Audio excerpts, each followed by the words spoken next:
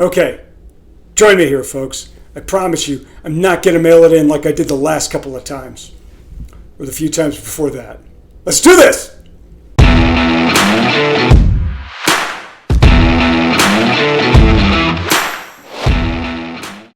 Mac Engel, Engel Podcast.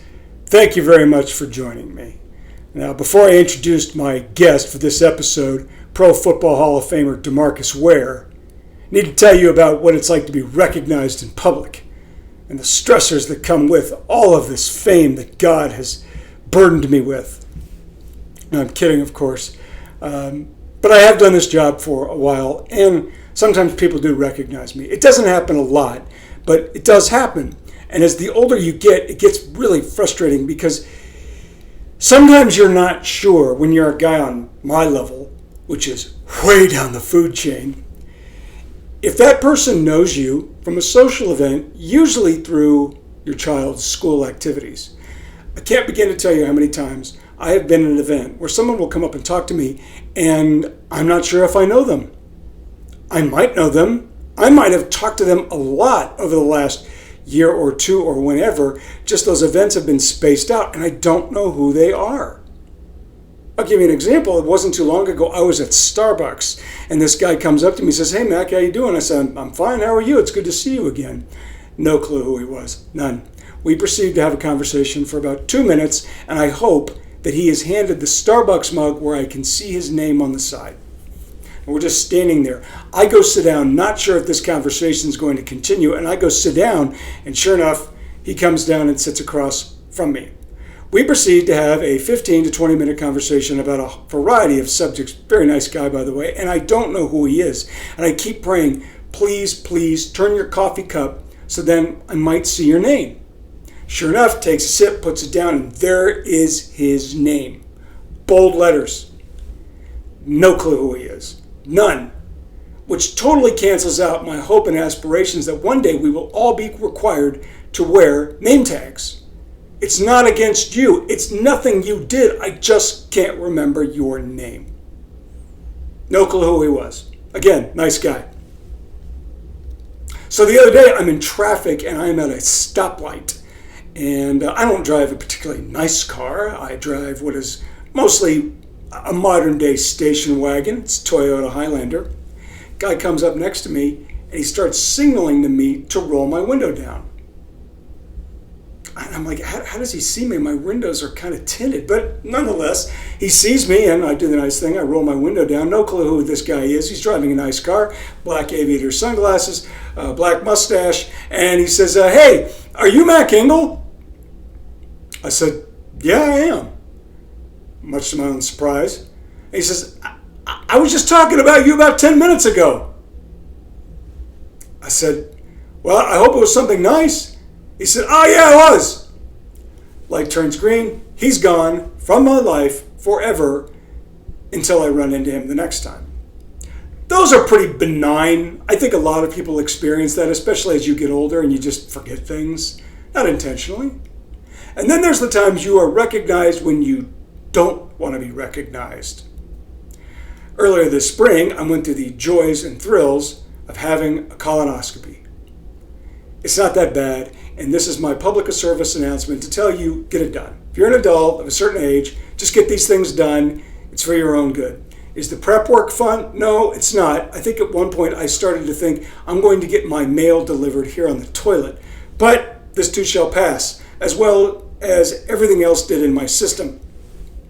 So I get to the hospital that morning and they put me in a gown and I'm just waiting and eventually they put me on the cart table thing and they wheel me back there and they're asking me a variety of questions as they're hooking me up to this, that, and the other and getting ready to do God only knows what to my body.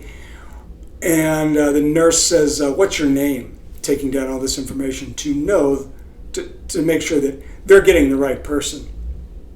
Again, I'm in a gown, and the gown that strategically opens right down the middle of your backside and exposes all the good stuff. So I'm sitting there on my side, I'm laying down on my side. She asks me for my name, I give her my name, and one of the gentlemen standing behind me says, "Mac Engel?" I said, "Yeah." He said, and immediately I'm like, you got to be kidding me. And he says, you a sports writer guy? And I said, yeah, I really am. All right, it's nice to meet you. Got to tell you, not many people have gotten to know me on first turn when they see my ass in their face. Big win for him. Okay, so let's move on to the guest for this episode. And full disclosure, I interviewed DeMarcus Ware last week for a column that I was writing for the Fort Worth Star-Telegram. I've known DeMarcus for a long time. I covered him when he was a big part of the Dallas Cowboys, and right now he is clearly doing something as well as any player ever has after their playing career is done. He's made a great transition into his post-playing career life, which includes appearances as a pitchman for products and a spokesperson for this or that. In this particular case, he is working with Crown Royal. And in this case, they have what's called the Crown Royal Rig. It's this big, giant 18-wheeler that's going all over NFL cities and giving away goodies and basically raising money and awareness for families who have veterans overseas. Sometimes they send them these things. But anyways, DeMarcus is working for them. And he's doing just a terrific job as he gets older and moves further and further away from his playing career. And as a member of the Dallas Cowboys, he now has lived something that he experienced as a player and now knows what it's like to weigh in on this topic after his career is done. And that is, are the Dallas Cowboys players of this generation fat and happy and entitled? The same thing was said of his generation when he was a player from 2005 to about 2015 or so.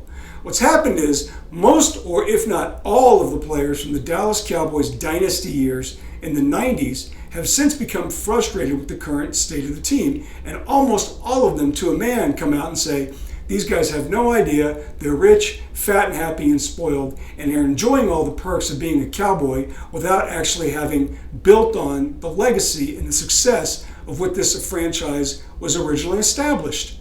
Playoff appearances, Super Bowls. So when DeMarcus was a player, he heard it all the time. Well, now he's not a player. Now he's one of the older guys, and he's a Pro Football Hall of Famer who can weigh in and say, yeah, they were right, or say, no, they got it wrong. So, DeMarcus, what do you think? Are these guys fat and happy? I think sometimes they get blinded by what's been given to them, and it gets given to them too early. I go back to Bill Parcells. When he tells me, hey, you know what, I don't want a rec league player. Here's how we need to play. This is what we need to do. You're not going to have a star in your helmet until you make the team. Everything is given to the guys early. So what do I need to work for? And that starts during the offseason when you're working for the next guy beside you. That's the bigger reason. And you're winning to win a championship. You're playing to win a championship all together. So I think that a lot of the guys, I don't think they're complacent or anything like that, but a lot of things have been given to them early. So when it really matters, I already got what the bag. That's what they say. I already got the bag already. Okay, so the last thing I'm going to include on this is something that's kind of become a trend in social media. It's a good one, if there is such a thing. And that is a lot of former players, entertainers too, will use now social media, podcasts, vodcasts, whatever, to come forward with little anecdotes, details, and stories from their career about games or projects that maybe they didn't want to reveal when they were playing or they were in the middle of their career. And they're kind of interesting and fun. All the Smoke is a podcast hosted by former NBA players Matt Barnes and Steven Jackson. And basically that's all it is. It's old guys talking about back in the day and revealing fun stories. So when DeMarcus Ware was talking to me, I wanted to ask him about one specific anecdote that he mentioned briefly when he was a player, and I wanted to know the details behind it. This was in 2005. He was a rookie out of Troy playing under Bill Parcells, and the Cowboys had a game on Christmas Eve day in Charlotte against the Panthers, and it was an enormous game for the Cowboys because they had to win in order to keep their very thin playoff chances alive. The Cowboys went to Carolina as a 5.5-point underdog, and DeMarcus Ware had, like most rookies do, hit the wall. Most of these guys, after late November, early December, Their bodies just aren't used to the workload, particularly back then, of a full 16 and now 17 game regular season. They get tired. But DeMarcus Ware was good, and all of the players knew it. So after the game, and DeMarcus goes out and he has a great game, and the Cowboys pull off the big upset, and DeMarcus has 3 sacks and forces 3 fumbles, and the Cowboys win in the final seconds of the game, and DeMarcus is the big hero. And after the game, he says, the guys came to me and told me, hey man, you got to play.